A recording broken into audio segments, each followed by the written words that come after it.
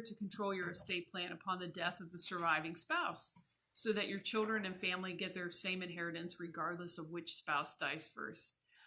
I think a lot of clients do not think about this. That sometimes clients come in with the idea of, well, hey, I want to hold it longer for my children. I don't really want them to get the money, but I'm okay, with my spouse just getting the property outright. And so I give a couple instances of the risks with that. Number one is that if you just leave property outright to your spouse, whether it's through a will, whether it's through beneficiary designations, your spouse can do whatever they want with the property.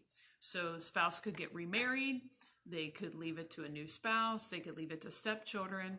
I caution young clients that, the likelihood if something happened, if you passed away, your spouse will probably get remarried. And are you okay with them leaving the property to a new spouse, new children?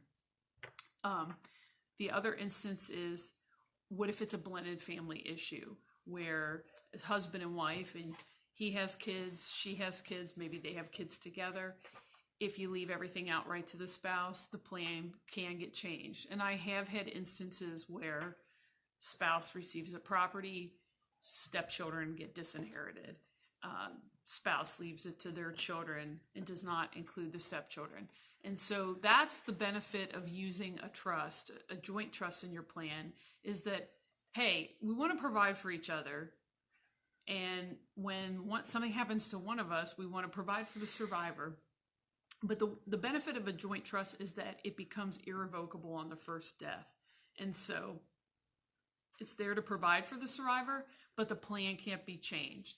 So upon the surviving spouse's death, you know exactly how the assets are going to be distributed. And I think that with a blended family issue, that is very important, because you just never know how relationships are going to change. And maybe not even with a blended family, maybe with your own family, that relationships could change. And are you okay with the spouse changing the plan and leaving it to whoever they want? And I would tell you that 9 times out of 10, people are not okay with the spouse unilaterally making a decision to exclude certain heirs. The other issue that comes up, and I think a lot of people don't think about, is elder abuse. It is maybe not that you think your spouse is going to change a plan or exclude children, but they could be taken advantage of. I have had a couple of instances in the past year of people being taken advantage of, people with diminished capacity, and people come into their lives for the wrong reason because they know they have money.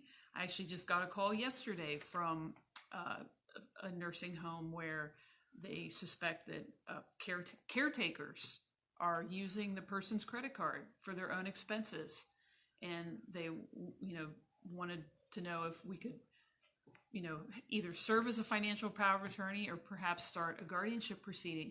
But it's out there. I mean, you hear about it on the news all the time about caretakers taking advantage, stealing, even people in the nursing homes. People, even you think even with oversight, they're still somehow able to steal from individuals. So it really is a real issue, and it's just something to think about when perhaps just leaving property outright to your spouse.